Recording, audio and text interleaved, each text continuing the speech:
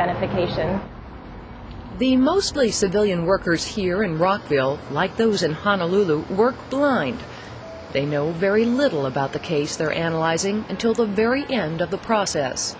You feel responsible for the people who these bones are.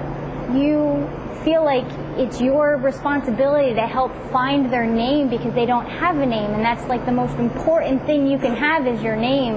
And so moving somebody from a burial that's unknown or just a location where they're stored that they're unknown to being placed in a casket with a name, that has to be the most important part.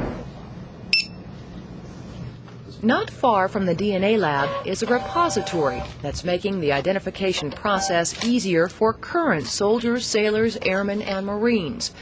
Almost all of us in service now have DNA samples on file here. The facility has been in place since 1992 and now holds 4.5 million samples. Some of them were used to identify September 11th victims at the Pentagon. Relatives of unidentified casualties no longer have to endure the stress of giving a blood sample for comparison. Well, I think it's important to note that we are a very valuable service for our military and for the survivors of our military casualties. Because of our repository and the ability to have a reference available for comparison, we can help bring closure to families and resolve issues about identification that may not be able to be resolved otherwise.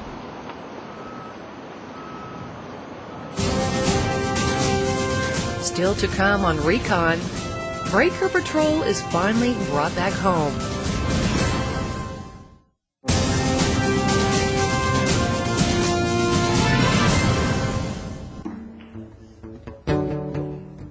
My dad was a very special person, and because of the circumstances of his loss, the conflict itself, things that were going on around there, my reaction was to grow up pretty quickly and to mature pretty quickly. I can definitely say that it impacted my life like nothing else has since.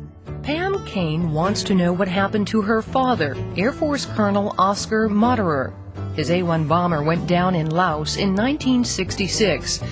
Fellow pilots saw him parachuting into the jungle.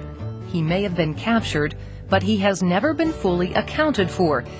He's one of what are called last known alive cases.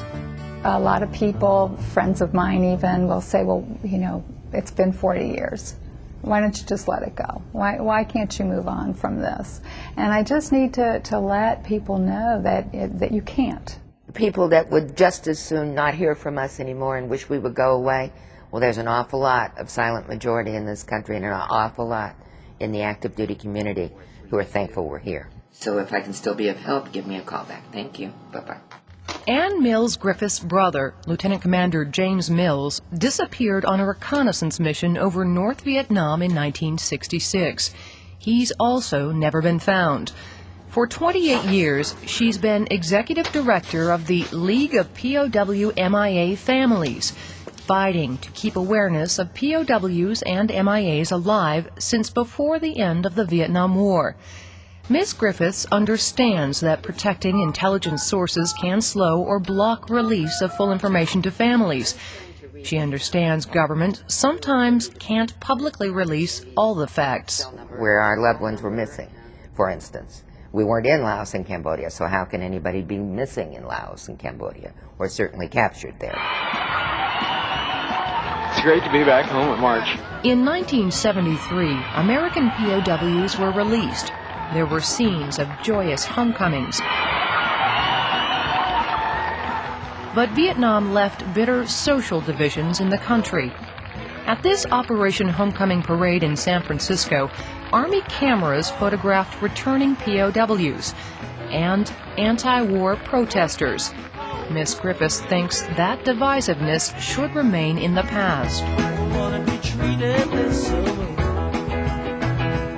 There's no point in, pointing fingers and casting blame about who was right in the war or how it was fought or the tactics used. What we need now is while family members, close family members, as is the case in the Vietnam War, are still living, we'd like to have those answers.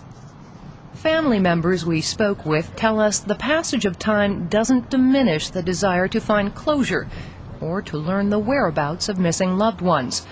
Colonel George Gagnon says the Defense Prisoner and Missing Personnel Office is very careful not to release information prematurely.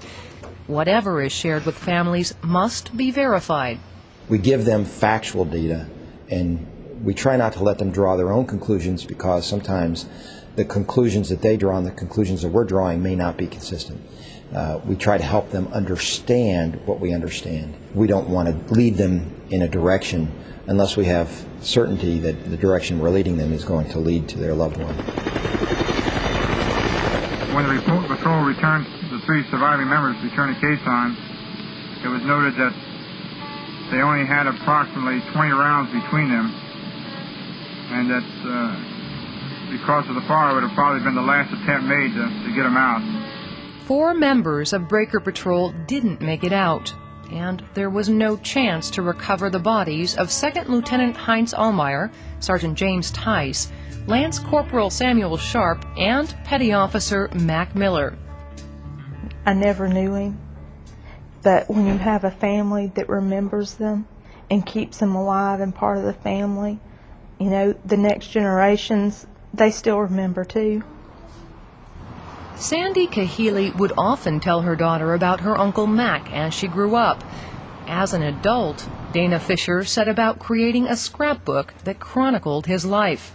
And she found she could reach out and contact people who had known the uncles she never met through a Vietnam Wall website, virtualwall.org.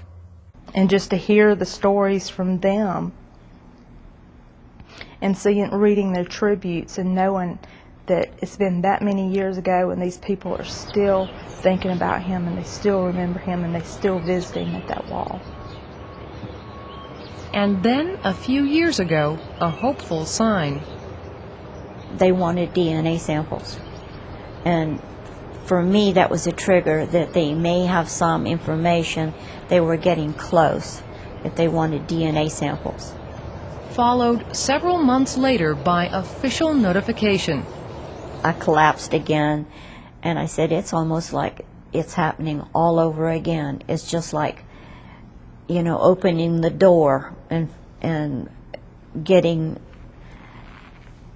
my brother's name, Mac, and I had to go home. All 4 Breaker Patrol families agreed. The joint memorial service at Arlington National Cemetery would take place on May 10, 2005, the anniversary of the day that each lost a cherished family member, a day for mourning and commemoration. Scores of Vietnam veterans also turned out to pay their respects.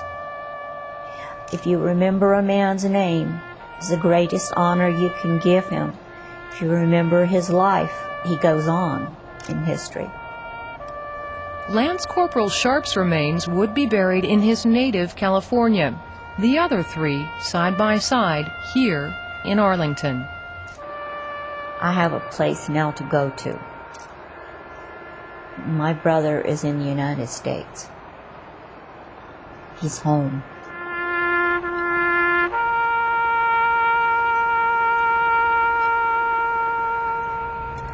Families who've lost loved ones in service often say how much they value public expressions of respect and appreciation for their missing loved ones.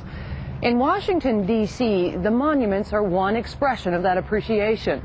So are the efforts of the dedicated servicemen, women, and civilians laboring in archives, jungles, and mountains around the world, trying to bring their missing colleagues back home. I'm Master Sergeant Daniela Marcus. This has been Recon.